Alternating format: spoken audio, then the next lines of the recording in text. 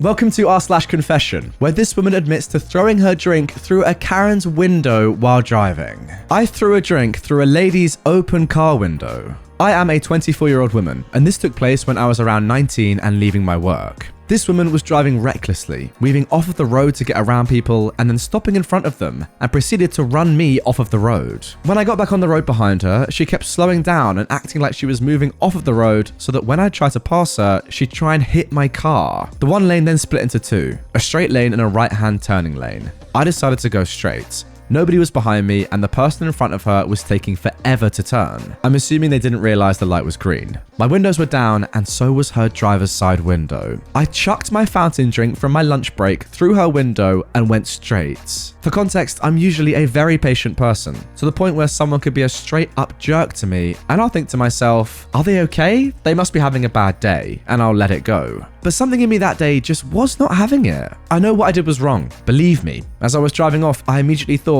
maybe that wasn't the right thing to do. Now, I'm not saying that what she did was right either. I mean, it's not like she was weaving around people because of an emergency if she had time to sit there and screw with people, right? I don't know. It's been something I've been going back and forth on in my mind whenever I happen to think about it. Yeah, I mean, not gonna lie, what you did definitely wasn't right. Was it justified? Maybe it was. To be fair, the fact is, she is genuinely putting people in life-threatening danger by her actions. And all you're doing is just throwing a little bit of liquid on her when she's sedentary. That's not as bad. Not to say it makes it right, but it is funny nonetheless. Very good. Now for our next confession. I caused a random classmate of mine to fail one of their classes for my own benefit in 7th grade.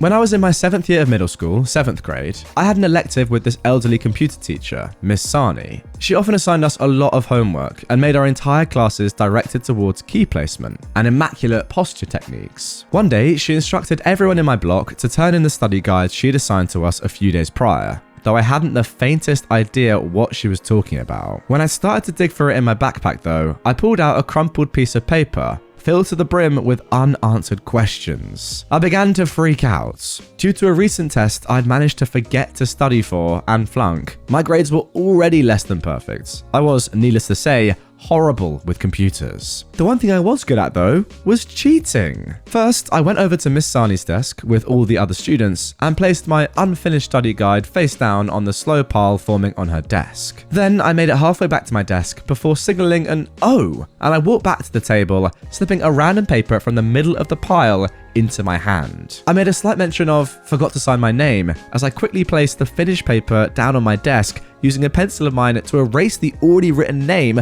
one of my classmates, from the top corner of the page. Then, to prevent the name from showing whatsoever, I quickly printed a solid rectangular box over the erased corner, then erased that, so all that was visible was a light grey pencil box. Over said box, I wrote my name, then slipped the paper near to the top of Miss Sani's pile, as to ensure that the kid who had actually completed the study guide didn't happen to see their paper with my name on it. Then I headed back to my desk and continued with the rest of the class. The 100 greatly increased my grade, but you could not even begin to imagine the guilt I felt as I watched my classmate gasp at their 0 as they were called to the front of the room to identify the paper, which didn't have any sort of a name on it. Eventually, we changed electives again, and I no longer had Miss Sani. Oddly enough though, I didn't see my classmate whose paper had gifted me a 100, and so, out of confusion, I asked one of the kids from that old class, and the current one, where said kid was. They'd failed the class by 1 point, and were then currently being forced to repeat the class, which resulted in them having to attend summer school, because them failing Miss Sani's class had resulted in them missing an entire stretch of electives. The horrible guilt I so righteously deserved and deserve still visits every once in a while. Okay, look, don't get me wrong, terrible thing to do in that spot. However, if I'm the kid whose answer sheet you stole, I'm just not standing for this, I'm sorry. Like, I'm putting my foot down and I'm saying, no, I'm not taking the 0.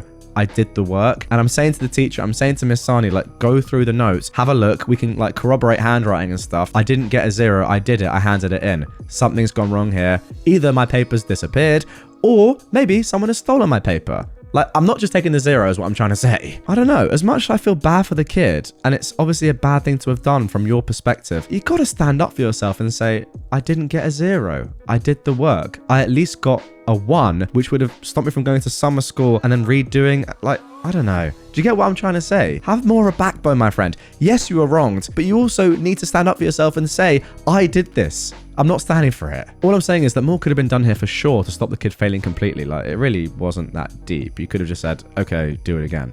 Or, oh, something's gone wrong here.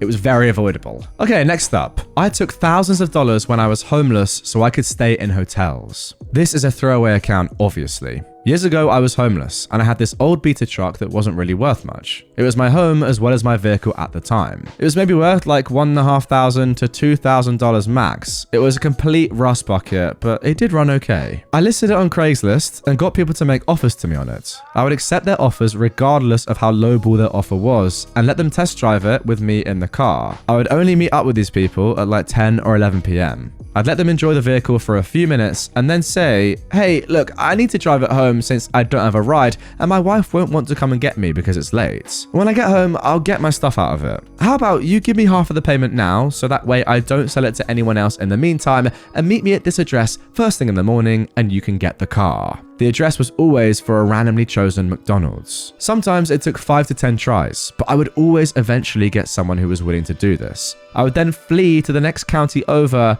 buy myself a hotel room for the night, and do the process over again a few days later when I ran out of money for the hotel room and food. I never got caught somehow. I think part of it is that I always used the burner number on a burner phone paid for in cash from the last person's money I stole. I also never met anywhere in a dense part of town. It was always a little more in the country where there would be less cameras around than if I met them in the middle of a city. I have my life on track now and I don't do this anymore. Honestly, if I were in the same situation again, I'd probably try my best to find a more ethical way to make money. I still feel really bad inside thinking about how annoyed I would be if someone did this to me, but at the same time, if I hadn't have done this, I wouldn't have had anything to eat or anywhere to sleep. And there we go. That is what we absolutely love. A proper confession, finally, confessing to a crime. Good stuff. I've got to say, no matter your situation at any point, I don't think stealing is really that fair because you never know what the other person is going through. I mean, obviously it's not fair. It's against the law. You should never steal. But if you're doing it for an ethical reason or like, well, if I don't have the money, then I won't have food. Maybe if you want to kind of justify it to yourself in that way. But what about the other person? What are they going through? You have no idea. And also, like, I don't really care what situation you're in. The majority of the time, you can find an ethical way to make money. Even if, you know, you had to beg for it. That is better than stealing from other people. Or you could just do OnlyFans. Think about that. All you need for that is a little phone. And that is it. And you'll become a millionaire overnight. Okay, now for our next confession. I stole alcohol from the same store every other day for 2 years without getting caught. I've never told anyone this because obviously it's embarrassing and completely unhinged. This happened during the height of my alcoholism when my family thought I'd been recovering. I feel very guilty for lying to them and for betraying the trust they had in me, so I'll take this secret to the grave. It's just so crazy that I actually did this and that no one ever knew. I want to tell someone, so I'm gonna post it here. Starting around 2 years ago, during the workday, I would take a 10-minute break and go steal alcohol pretty much every other day, sometimes 2 days in a row. I worked in an office in a nicer side of town, and there was a big chain drugstore about 5 minutes from my workplace. My boss never suspected anything of me.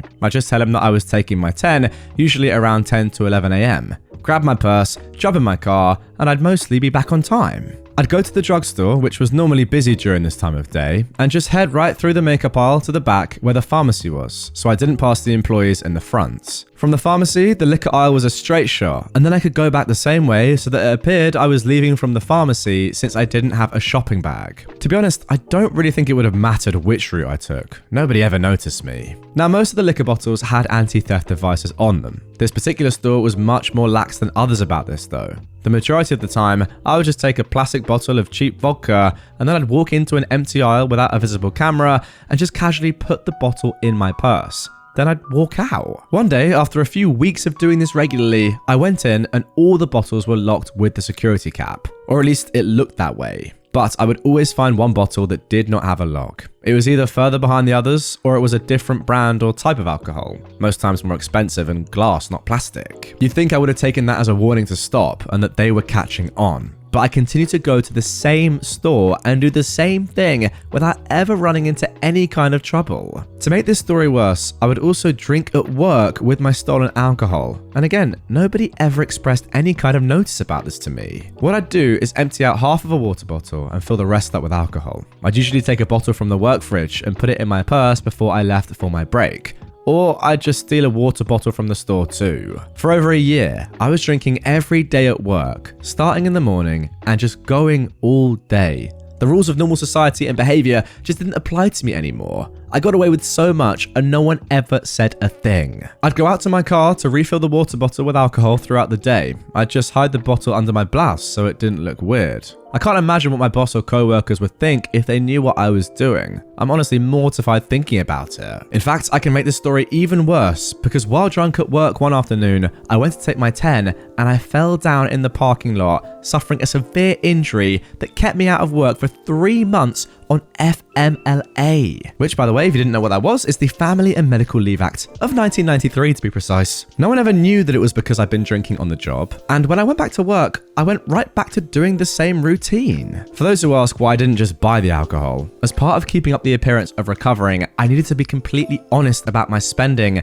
and let my partner check my card for purchases as a way to show him I wasn't lying. I couldn't abort it without blowing the whole thing. Addiction can make you almost sociopathic, and I've suffered the consequences of my actions and continue to. I know I was wrong. And there we go. Pretty sad, really. I guess that just shows the extent that addiction and alcoholism can have on someone's life. It seems as if you were probably in a decently paying job, right? With a good set of colleagues and employees, but yet you were still, because of having to keep it a secret, therefore needing to steal alcohol and drink it during the day at work. Do you reckon OP just got so drunk but was also so used to getting drunk and hiding it that no one at work realized? Or maybe people at work did realize and just didn't say anything? I don't know. I feel like maybe some alcoholics just get to that level where they are just permanently drunk, that you just take them as that. And you're like, well, if they're high functioning, then that's just them. It's a good question in the comments, actually. How on earth does someone drink that much and not smell of alcohol? Serious question, asking for a friend. But I do agree with that. Surely,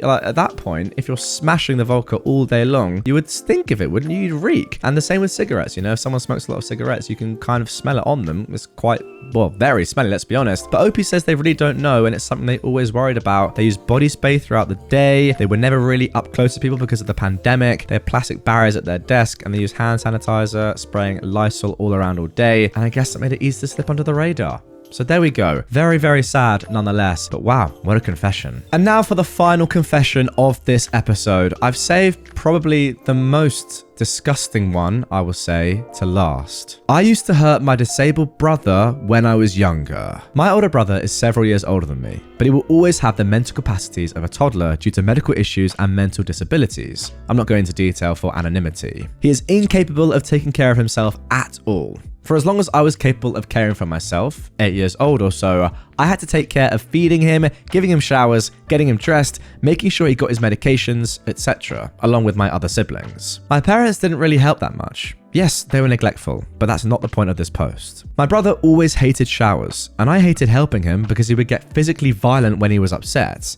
He'd hit me, pinch me, etc. He had no idea that what he was doing was wrong, but I would get so mad when he'd do it. I was so tired of being stuck at home all the time to take care of this ungrateful person who was constantly hurting me. So I would hurt him back. I'd never do anything that would leave marks, but I would roughly grab his wrists to stop him from pinching or hitting me harder than I needed to. Or I'd grab his face, or I'd pinch him back, as much as I could get away with without leaving a mark. Sometimes, if he wasn't cooperating while I blow dried his hair, I would hold the hairdryer in one place until he complained it was too hot. Sometimes I would do this just if he was refusing to do what I asked, not just if he was hitting me. The worst thing I did was put my hands around his neck and think about strangling him. I did this a couple of times. I never actually squeezed, thank God. But sometimes I wonder if I really would have done worse if I knew I wouldn't get caught. I never did get in trouble, nor did I get caught by my parents. Rather than it being like a scuffle between siblings, I feel like it was more like I was intentionally hurting him to take out my frustration. And I knew I could get away with it because he cannot coherently speak out and tell my parents what I was doing to him. I feel like that's the worst part. The fact that I was taking out my frustration on a vulnerable person who could not tell on me and who, despite being bigger than me for the large majority of this duration of time, could not and would not seriously fight back. Yeah, he'd hit me, but it wouldn't be that bad.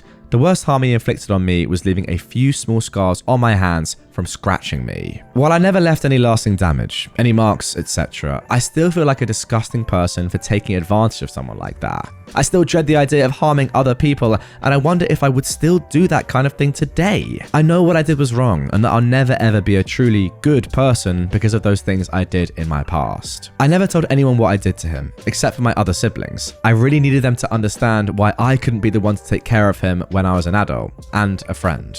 P.S. For anyone concerned, my brother and all my other siblings have now been safely taken away from my parents, and me I guess, for several years. We're all independent adults. My brother goes to a special needs program and has a job during the day, and my eldest sister is paid to take care of him. I've apologized to my brother several times, although he doesn't understand, and he is at the very least happy to see me when I visit, which honestly makes me feel worse. I constantly go back and forth between feeling like my reactions were fair or typical sibling behavior to feeling like it was abuse. But in my heart, I know that what I did was wrong, no matter how much my siblings and friend tell me that my reactions were normal for someone my age. I think about that all the time, so I guess that's why I'm making a post about it. It's funny, in the most recent confession episode that I made, I'm pretty sure we had a story that was eerily similar to this, and worryingly similar to this, I'm not gonna lie. Stay tuned to the end of this episode and I'll put it on the end screen. It's also linked in the description down below if you haven't already seen it. But yeah, I'm pretty sure it was almost exactly the same. And like that story before, as you'll see if you haven't watched it or listened to it yet, the main problem here, again, in my opinion, is the parents. Because you've made this guy, OP, feel so guilty now for their actions as an 8-year-old and maybe a little bit older. And yeah, of course, they're not great. However, you are leaving your 8-year-old child in charge of another of your children that needs so much more help than they're getting. Like, it's mental. The neglect is crazy. Thank the Lord that you're no longer associated with your parents' lives, I guess. But for you to throw yourself into that conversation and that group of people, OP, is not fair at all. You were just like, what are you supposed to do in that spot? You're given the responsibility of one of your siblings with disorders by your parents at the age of 8. It's a lose-lose. It's tough. I actually would say, like, yeah, some of the stuff you did is not great, but forgive yourself because you were put in one of the worst spots possible, and there are much worse people in this world that do things when they don't have to do it or aren't put in bad spots. I hope you can eventually feel some sort of remorse for yourself and forgive yourself, although it will be hard because if you have the image of you with your hands around your brother's neck for no reason, I get it. I get why you might feel terrible about that, but from my perspective, none of that is your fault. It's just a situation you were thrown into, and if anything, I'm actually quite surprised that you managed to hold it together this well.